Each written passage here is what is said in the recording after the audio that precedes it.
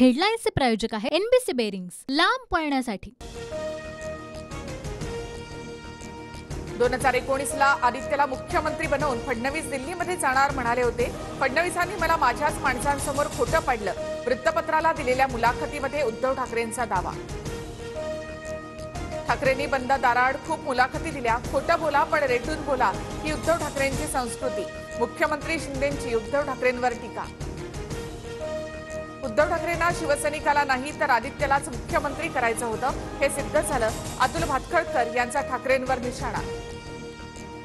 निलेश लंकेंची उमेदवारी थांबवण्यासाठी उद्योजकाला पाठवलं होतं। शरद पवारांचा राधाकृष्ण विखेंवर नाव न घेता निशाणा। खोटं बोला पण रेटून बोला हा पवारांचा धंदा, विखेंचं प्रत्युत्तर। बारामतीची सून आपल्या सगळ्यांचं ऋण फेडेल, मोठ्या मतांनी विजयी करा, सुनेत्रा पवारांची बारामतीकरांना साथ।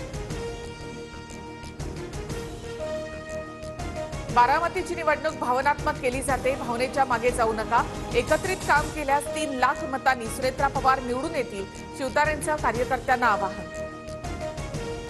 2019 मध्ये उद्योगपतीच्या घरी अमित शहांसोबत पवारांची बैठक। पवारांनी शब्द फिरवल्यानं शहांचा मला फोन, शब्द पाळावा लागेल असं सांगितल्यावर फडणवीसांसोबत शपथ, अजित पवारांचा मोठा खुलासा।